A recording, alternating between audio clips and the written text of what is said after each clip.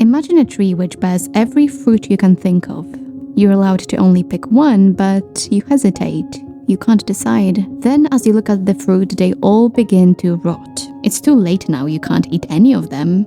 A bitter taste fills your mouth. That's the taste of wasted potential. We often think that failure kills dreams, but it's inaction, indecisiveness, perfectionism, and distraction that truly destroy them. If you ever felt trapped by your own laziness, knowing you could be doing so much more with your life, this video is for you.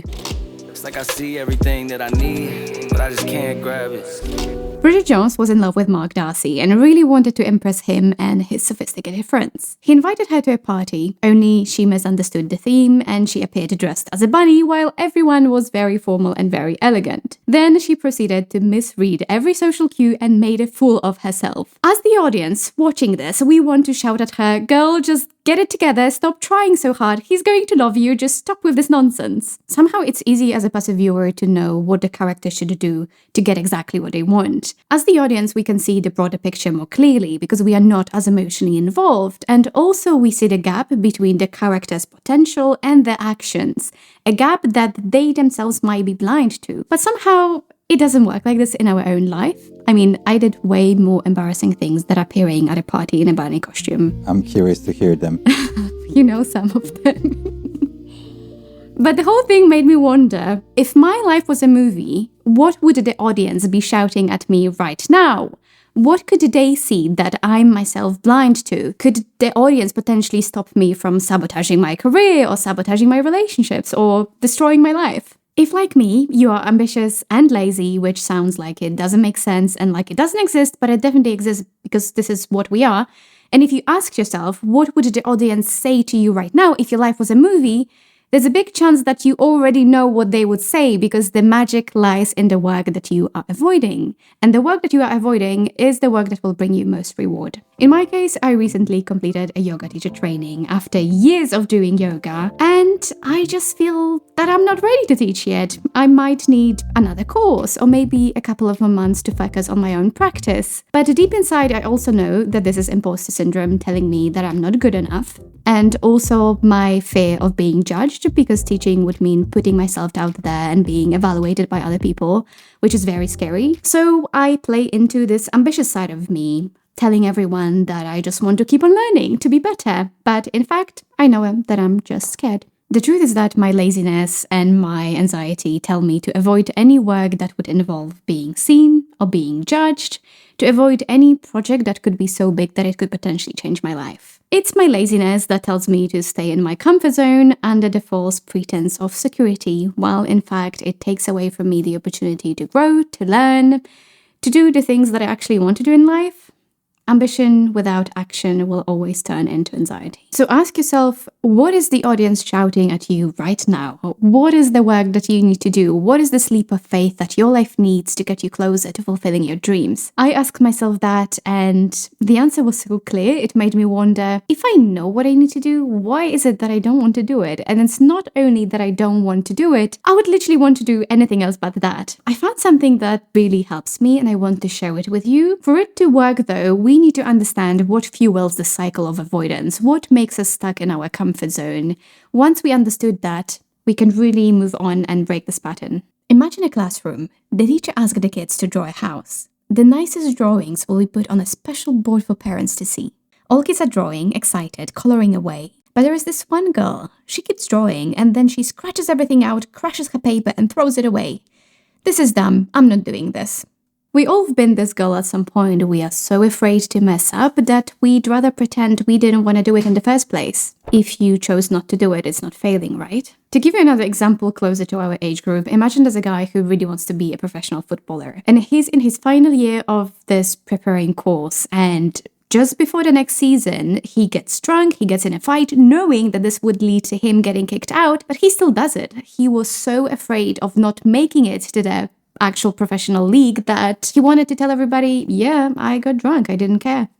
For the record, that wasn't me. No one thought that, but okay. I could be a footballer. I'm sure if you wanted, You could. And this happens all the time. We quit classes, we don't finish projects, we don't apply for our dream jobs. We keep our dreams just dreams because this way we never have to feel like we're not good enough for them. But here's the thing, our dreams could be more than just dreams. They could be our realities. And there's this quote that I really love. It says that ships are safest in the harbor, but it isn't what they're built for. So the reason why we don't do the things that would help us fulfill our dreams, even though we know what they are, is often because we are afraid we are not good enough to fulfill our dreams, or we would fail at them. So going back to my yoga teacher training example, if I started teaching yoga now and it turned out that I'm really, really bad at it, I would need to face the fact that maybe this dream is not viable right now. I need to work harder, or maybe I need to find another dream. And that will be quite hard to face. This perfectionism and procrastination is a form of self-sabotage that can potentially prevent us from living out our dreams. But here's the thing, trying and failing is still better than never trying. There is this great quote, stop letting your potential go to waste because you don't feel ready or confident enough. Going back to that question, what is the audience shouting at me right now? Once I figure out what that is, I set the timer for 15 minutes and I do it every day for 15 minutes. And I know 15 minutes is not a lot, it's definitely not enough to do the whole thing, but it's not about doing the whole thing. It's not about being perfect. It's about gaining momentum and breaking the cycle of avoidance. Perfection does not exist. I mean, maybe it does in nature, but not among us mortals. So let go of this idea that something needs to be perfect or that you need to be perfect, and stop using perfectionism as an excuse to do nothing. Just do your best and that's enough. Maybe I won't be a perfect yoga teacher right away, but if I start, I at least will have the time to maybe get better at it. And just because I won't be a perfect yoga teacher right away does not mean that we should scrap the whole dream altogether. It just means I'll need more time. I feel like the first step for me was admitting how debilitating my perfectionism was, and now the second stage is to fight my perfectionism every single day. And one way that I'm doing it is through taking the class Confidence for Creatives by Eugenia Washington on Skillshare, who are also the sponsor of today's video. I've been using Skillshare for a while now, learning how to manage my time, how to use AI for creative work, and how to be more confident on camera. This course that I picked right now was designed for sensitive creatives who struggle with self-doubt, something that I really resonated with. It gave me some new ideas on how to get better at putting in the effort to do my best work, but also balance it out with self-care. The son really likes Skillshare. If you'd like to take this class or countless others, Skillshare is the largest online learning community for creatives with a wide range of creative topics. And to get you started, I have a free 1-month trial of Skillshare for the first 500 people who'll click the link in the description. So be quick and give it a go. But wait a second. I would hate for anyone who's new here to get the wrong idea that I'm completely against all laziness. Let me tell you, as a hobbit girly who loves a cozy day in, with biscuits, with tea, with blanket, I don't think all laziness is bad. Sometimes laziness is your body's way of conserving energy or getting the rest that it actually needs, or signaling burnout. So it's very important to know when it's that and when it's laziness. But how to actually know when your body needs rest and when you're being indulgent and lazy? Well, as far as I've checked, there is no clear guideline online. They said you need to cultivate good self-awareness and be honest with yourself. But if you're anything like me, well, I can't be trusted with such things, so I needed to lay some ground rules. And what helps me here is my favorite rule, the rule of thirds. It's a rule used by Olympic athletes so that they don't overdo the training, avoid burnout, and so that they are not stuck in the comfort zone. Basically, when you're going after your goals, you want to feel really pushed, like you're out of your comfort zone 1/3 of the time, challenged, but still feeling good and confident 1/3 of the time, and feeling like it's easy, like you're crushing it 1/3 of the time. You can't always be pushing at your maximum capacity because you will burn out, but also you can't always go easy on yourself because you'll be stuck in your comfort zone and never grow. So make a plan, stick to it, and build in rest. Ambitious people burn out super easily. We are all or nothing type of people and we care too much, which does not help. So schedule breaks, rest, recharge. It will help you get more done in the long term, I promise. Okay, we established in the title of this video that you and I are two things, ambitious and lazy. And these two are opposing forces, but both are true at the same time. But I feel like so far in this video we've focused on the lazy part. Let's focus now on the ambitious part, because that's actually helpful. Ambition can be a great motivating factor if channeled correctly, so let's learn how to leverage our ambition. According to science, the best way to put your ambition front and center is by visualizing your end goal. And I know what you're thinking.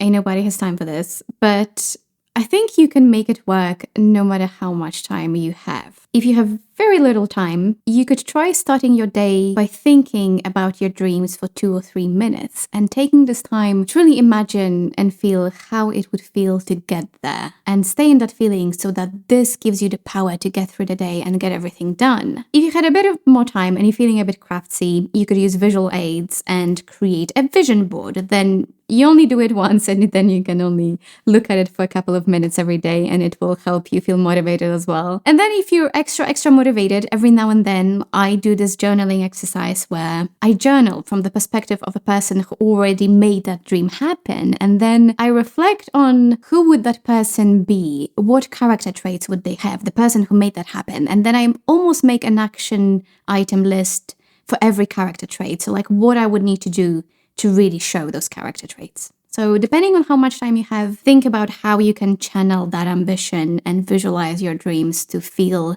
really motivated to do what it takes to make them happen.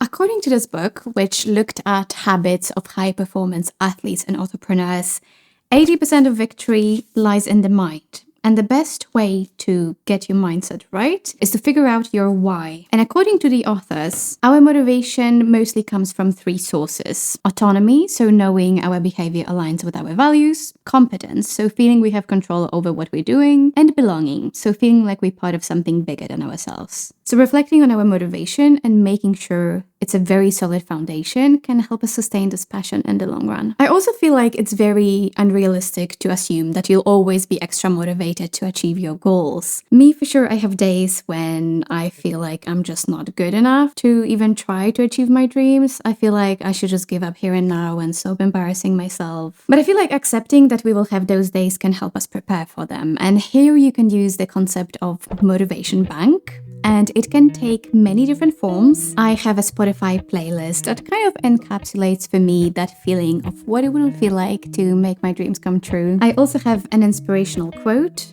as my phone screensaver that I look at during the day. And I also have a folder on my computer where I save different photos that I love and also comments from you guys from YouTube that really moved me. So thank you, because they got me through a lot of dark days. I think we're losing light and you're getting hungry. Let's take a break then. So, we already know that the work we avoid the most is often the work that yields best results.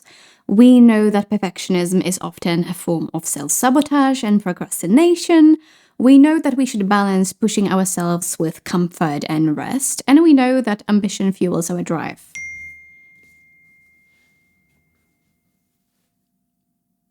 But I guess all this knowledge is kind of useless if we keep getting distracted by our phone or whatever else. And if I knew some magic formula to eliminate all distraction, I guess I wouldn't need to create this channel, because I created this channel to share everything that I'm learning, and everything that I'm learning because I need it. So I think there is no secret code or secret formula. I feel like we are slowly getting better together. You leave so many useful comments next to every single video, so that's very helpful. Thank you so much for contributing to this community. And something that I have been practicing is digital minimalism, and the part that I find most useful about it is mindfulness. One of my favorite lessons in mindfulness is that between stimulus and response, there is space. In that space is our power to choose our response. In our response lies our growth and freedom. Being human means being wired for novelty, and our phones are literally designed to hijack our attention. So it's not about creating some scenario where distraction does not exist. I think it's about realizing what distraction is and recognizing when we get distracted. And when that happens, consciously deciding to pull our attention towards what matters. So you want to think about your attention as a muscle. And just as you wouldn't expect to lift 100 pounds on your first day of going to the gym, you wouldn't expect to be all the time focused from day one of practicing mindfulness. Expect to get distracted. Don't beat yourself up about it, but slowly reclaim your agency, because the truth is, all those little moments of distraction here and there, they take away your time, they take away your freedom, they erode your ambition and confidence. So it's a slow process, but it's definitely worth it. So next time you get distracted, remember this space between stimulus and response, and in that space lies your freedom and lies your growth. So think about it this way. I hope it helps. So get this, during my yoga teacher training this year, I was told that the goal of yoga is to learn to sit steady and comfortably. And my mind was like, wait, what? Then why do we do headstands and splits and all other crazy poses? And Asmi, our teacher, explained it really well. He said that we push our bodies physically so that later we can sit comfortably doing nothing without any pain. And then I thought about it, and it really started making sense, because I remembered those long days when I did 8 hours at the desk in my corporate job. I came back home, I was so tired, didn't want to do anything, sat on the couch, and still I felt pain everywhere in my back, in my neck. And then there were people who trained 3 times per week and they had the same job and they had no pain whatsoever. So it seems like we need to embrace discomfort now to experience lasting comfort later. That's why I came to believe that the term comfort zone is a bit of an oxymoron. Oxymoron? It's like contradiction. So it's called comfort zone, but it leads to stagnation and you start doubting your potential and your abilities. I've had so many things that I used to be good at, but because I haven't done these things or haven't pushed myself in those things for a while, I don't even know if I can do them properly anymore, to be honest. But on the flip side of that, if, let's say, you pushed yourself every day to run 5 kilometers, then running 1 kilometer every day is suddenly very easy. I guess this is why people do those crazy fitness challenges like 75 hard, where you have to do 2 workouts every day, because then doing 1 workout every week, that's suddenly easy. So we need to push ourselves to be comfortable with more. And discomfort is often the doorway to taking our comfort to another level. So basically, we need to go outside of our comfort zone to find our potential. And now I'm thinking maybe I should do a fitness challenge, but maybe not 75 hard, because it sounds very hard. So the magic tree from the beginning of today's episode, it's not about picking the perfect fruit. It's about finding the courage to choose it all. And it's also about realizing that this bitter taste that we fear, it's not failure.